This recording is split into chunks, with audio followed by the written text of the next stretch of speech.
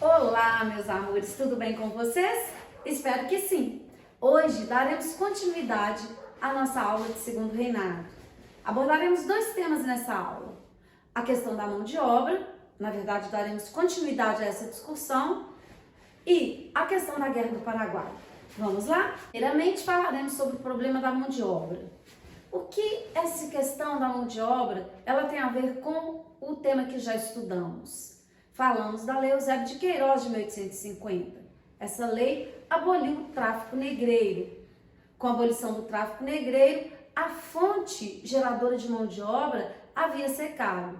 Qual foi então a solução encontrada pelo Brasil para resolver o problema da mão de obra?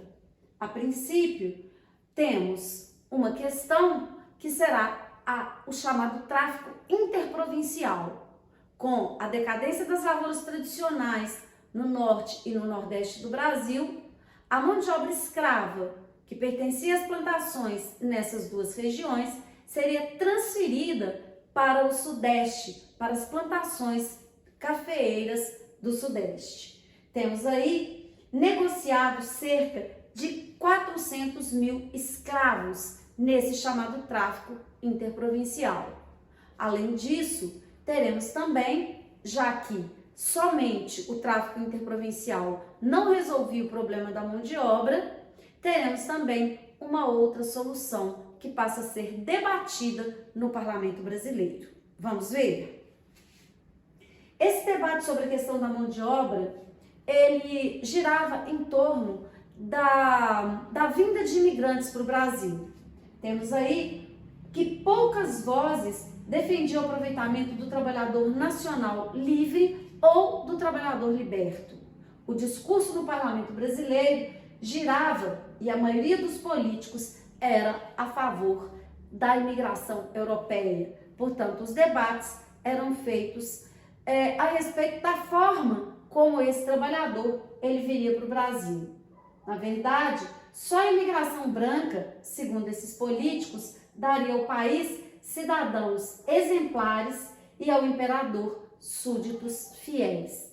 A imagem sobre o cativo ou o ex-cativo era a pior possível: preguiçoso, malandro, traiçoeiro. Tudo isso acabaria levando a um discurso sobre a população afro-brasileira extremamente preconceituoso. E teorias trazidas da Europa justificavam essa discussão dentro do parlamento brasileiro, especialmente a discussão sobre a eugenia, ou seja, a questão da superioridade da raça branca, ela estava presente em todas as discussões no parlamento brasileiro. Os negros e os mestiços eram, portanto, considerados como raças inferiores. A raça branca era a única capaz de criar civilização.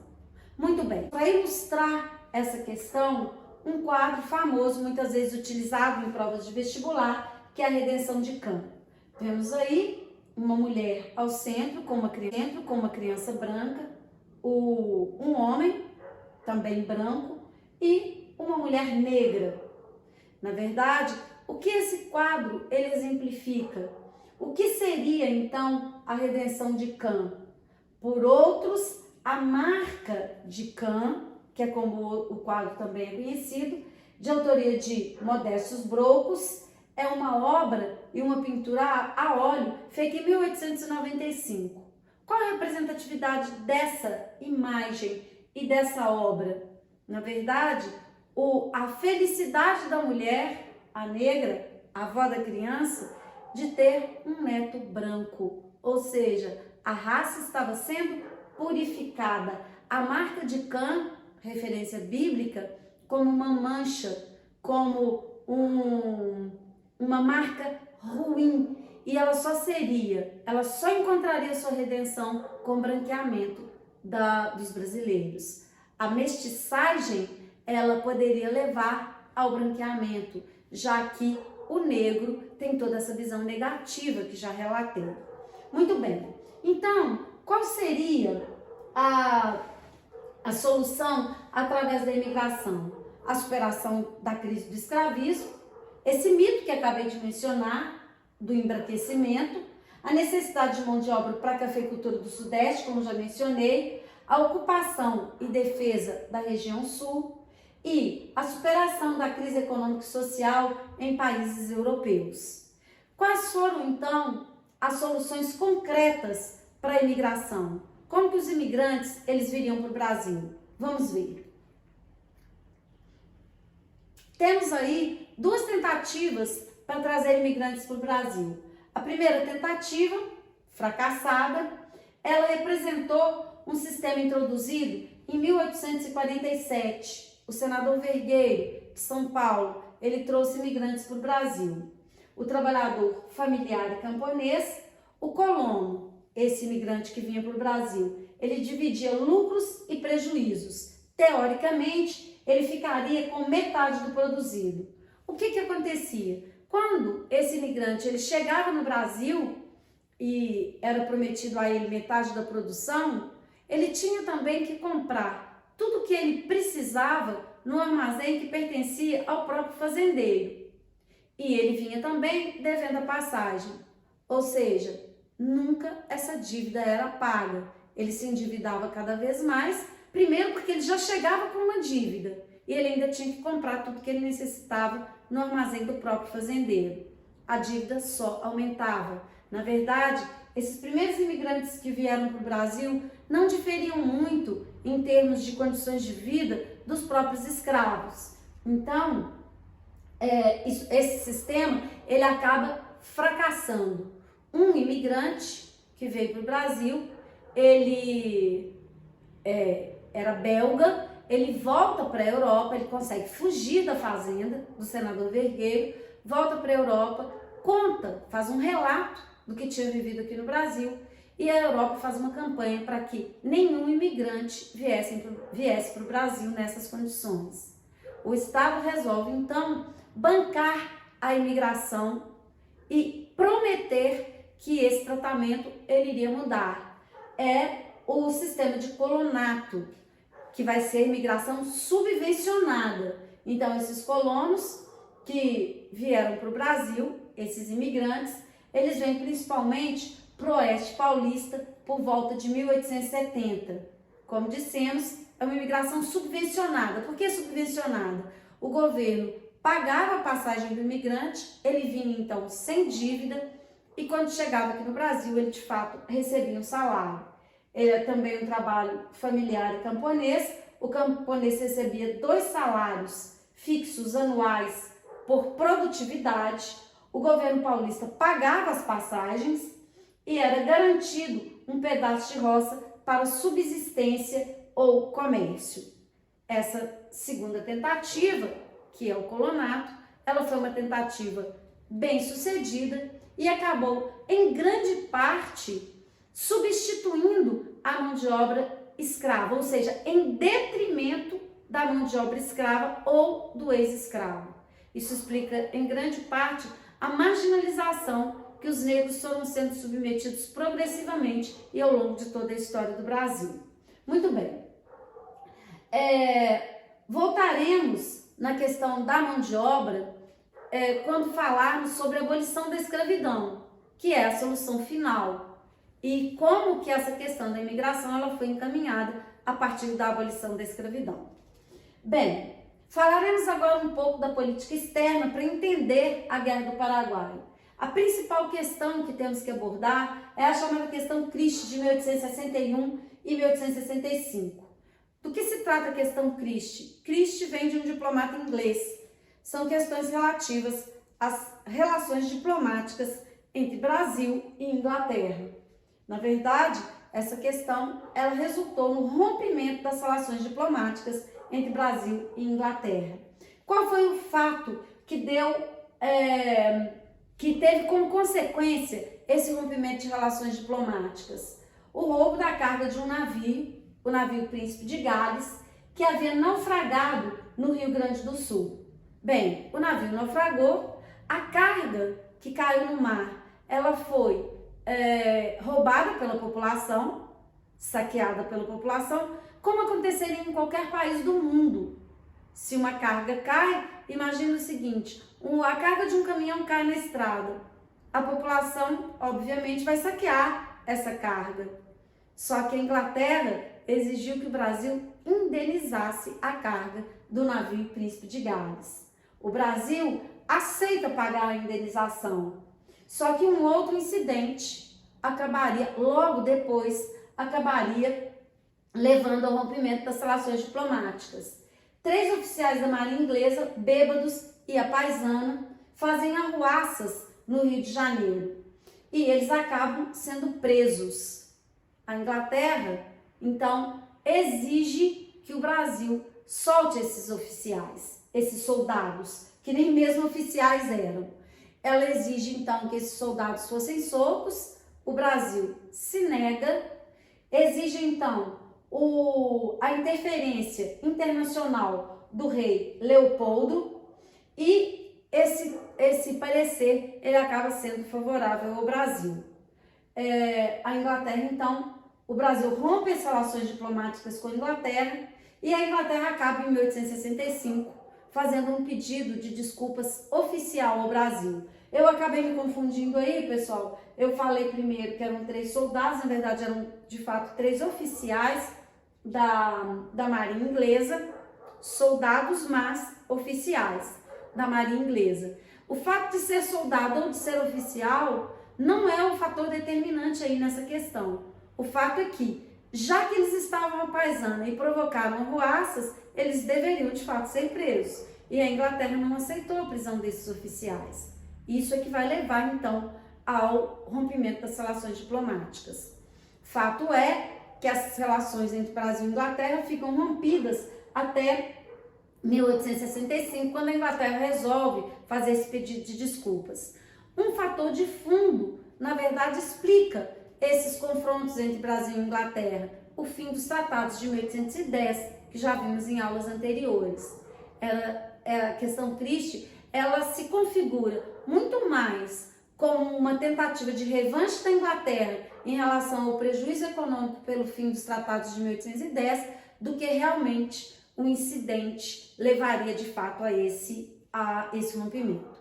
Bem, porque falamos que a questão triste ela tem a ver com a Guerra do Paraguai.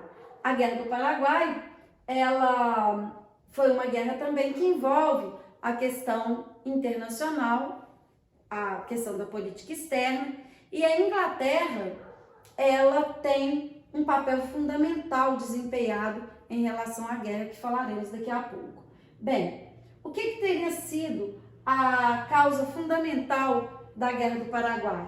Causa básica, o controle da navegação no Rio Prata. Na verdade, o que podemos afirmar é que a Guerra do Paraguai, não coloquei a data aí, que vai de 1865 até 1870, ela representa um conflito na dinâmica da própria formação dos estados latino-americanos.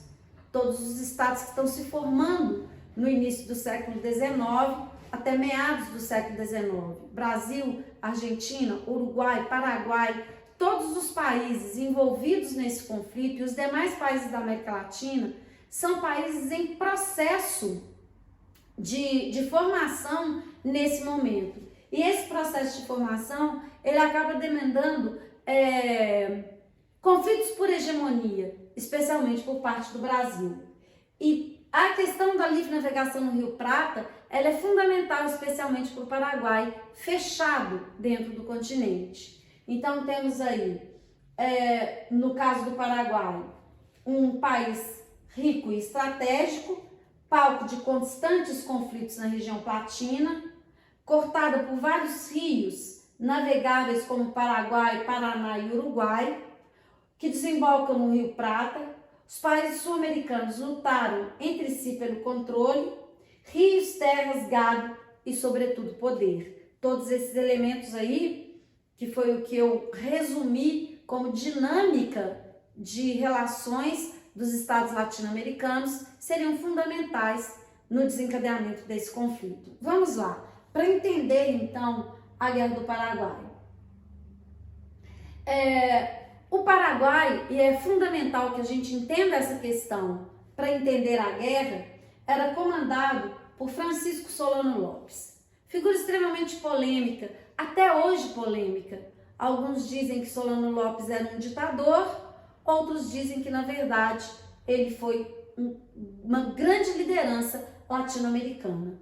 Vamos analisar, para chegarmos a algumas conclusões. Em 1864, Solano Lopes, o presidente do Paraguai, completou a militarização da República Paraguaia. Na época do início da guerra, o Paraguai contava com 64 mil soldados, o Brasil com 28 mil reservistas, e 28 mil reservistas, o Brasil com 18 mil homens e a Argentina com 8 mil homens. Ou seja, esses dados, eles nos remetem a uma superioridade bélica do Paraguai indiscutível. Além disso, prestem bem atenção, o Uruguai não tinha dívida externa, não tinha analfabetismo, foi o único país da América Latina a conseguir erradicar o analfabetismo no século XIX, sem desemprego, possuía uma indústria siderúrgica, único país, olhem bem, vou frisar bem, único país na América Latina a se industrializar no século XIX e a possuir uma indústria siderúrgica. Portanto, à frente de todos os seus vizinhos sul-americanos. Ou seja, interessava aos demais países latino-americanos um país tão poderoso como o Paraguai estava se tornando, e principalmente interessava à Inglaterra um país que não dependesse dela na América Latina? É claro que não. Ou seja, muito do que se diz sobre Solano Lopes tem a ver com esse desenvolvimento do Paraguai. Inegável, um desenvolvimento que é único na América Latina nesse momento e que seria indiscutivelmente um dos fatores que levaria à formação de uma aliança contra o Paraguai. Que aliança foi essa? Vamos ver. Para entender essa aliança, vamos pensar um pouco nos motivos principais da guerra. A oposição. Fala os motivos. Depois a gente corta essa parte. Você achou que iria ter a Tríplice Aliança. Tá. Bem, vejamos então os principais motivos da guerra. A oposição de Solano Lopes à política de intervenções brasileiras no Prata, a influência de diplomatas ingleses, norte-americanos junto ao imperador do Brasil, interessados que estavam em destruir o Paraguai, como eu disse, um exemplo de autonomia, o aprisionamento do navio brasileiro Marquês de Olinda, no Rio Paraná, quando se dirigia ao Mato Grosso, que foi considerado pelo Brasil como uma agressão do Paraguai, e a declaração de guerra do Paraguai ao Brasil. Na verdade, se dizia que Solano Lopes tinha pretensões imperialistas. Na verdade, ele estava defendendo, como os demais países latino-americanos, a livre navegação no Rio Prata. Bem, vejamos então quais foram as forças que se uniram contra Solano Lopes. Temos aí o chamado Tratado da Tríplice Aliança. Quem compunha o Tratado da Tríplice Aliança? Bartolomeu Mitre, da Argentina, Dom Pedro II, do Brasil, e Venâncio Flores, do Uruguai. Eram 3 contra 1. E não só 3 contra 1, porque, na verdade, a Inglaterra acaba também entrando nesse conflito mesmo de forma indireta e contribuindo com a Tríplice Aliança na destruição do Paraguai. Vejamos um pouco como foi o encaminhamento dessa guerra. Observem bem. Olha só, desenvolvimento do conflito. As forças brasileiras eram compostas pelo Exército, pela Guarda Nacional, que já vimos na regência, um grupo paramilitar, e pelos chamados voluntários da pátria, que são recrutados de forças voluntárias a pau e corda. O que significa isso? Como os ricos proprietários não mandariam os seus filhos para a guerra, quem foi escolhido para ir para a guerra? Escravos e ex-escravos, para lutar justamente no lugar dos filhos da elite brasileira. Ou seja, o soldado podia, o negro, o escravo podia ir como soldado, mas os seus parentes continuavam como cativos aqui no Brasil. Bem, quem comandou o exército não foi a única liderança, mas a liderança mais expressiva a comandar o exército brasileiro foi Duque de Caxias. Em 1869, praticamente no final da guerra, Caxias pede para se retirar da guerra, considerado cumprida a sua missão. Quem vai assumir é o Conde Deu. O Conde Deu é o marido da princesa Isabel, ou seja, o genro de Dom Pedro II. A campanha da Cordilheira se deu à perseguição de Solano Lopes, que acaba sendo assassinado por soldados brasileiros. Para entender melhor esse desenvolvimento do conflito, Duque de Caxias, considerado patrono do exército brasileiro, na verdade usou todas as artimanhas de guerra suja no Paraguai, que é vista como um genocídio brasileiro. Roupas contaminadas com doenças, todo tipo mais sórdido de táticas de guerra desleais, o que acabou exterminando quase que a totalidade da população masculina do Paraguai. Essa ação do Brasil, essa ação de forma desleal, leva à denominação dessa guerra, como disse, como um genocídio americano. Essa foi uma das principais batalhas da Guerra do Paraguai, a Batalha de Riachuelo. Então, essa batalha é uma batalha memorável em relação à vitória do Brasil, ou seja, em relação à vitória da Tríplice Aliança. Bem, quais foram as consequências então da guerra? Para o Paraguai, desastre total, endividamento externo com a Inglaterra, pela primeira vez, vitimou 95% da população masculina do país, perdeu 140 mil quilômetros quadrados do seu território, parte para o Brasil e Argentina, implicações que se estendem até hoje. Nunca mais o Paraguai conseguiu se recuperar depois dessa guerra. A Argentina possuía na época 15 milhões de habitantes e perdeu 18 mil soldados. O Uruguai teve um pouco menos perdas, até porque a participação foi menos expressiva. Continuando aí, o Brasil incorporou territórios, conservou a hegemonia da região, mas tudo isso a um custo extremamente alto. Que custo foi esse? 23.917 mortos em combates. Há estudos que, na verdade, estimam que foram 100 mil entre civis e militares. 640 mil contos de réis, ou seja, 11 vezes o orçamento do Estado brasileiro em 1864. E o aumento da dívida externa com os ingleses. Ou seja, se formos analisar as consequências dessa guerra, só houve um país de fato vitorioso, a Inglaterra. No Brasil, as consequências dessa guerra, elas seriam ligadas diretamente à proclamação da República. O desgaste da monarquia com a guerra acabaria levando à proclamação da República, juntamente com a questão da mão de obra, com a questão abolicionista, que nós analisaremos em nossas próximas aulas. Falaremos, para finalizar esse conteúdo, de uma obra, a obra, na verdade, não é uma obra, é uma charge, publicada em 12 de julho de 1870 na revista Vida Fluminense, que é conhecida como a entrada triunfal dos voluntários. Essa imagem ela pode aparecer em uma prova do Enem ou em uma prova de vestibular, ela é de fundamental importância. Qual interpretação fazemos da imagem? Em destaque, temos um soldado negro, um soldado que participou da Guerra do Paraguai. Atrás, os seus parentes que permanecem ainda cativos.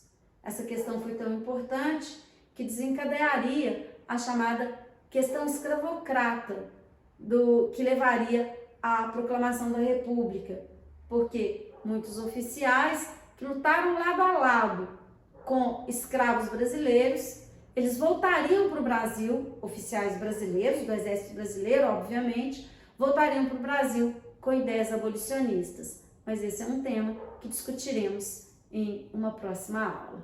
Muito obrigada, espero que tenham entendido e até a nossa próxima aula. Um beijo para vocês.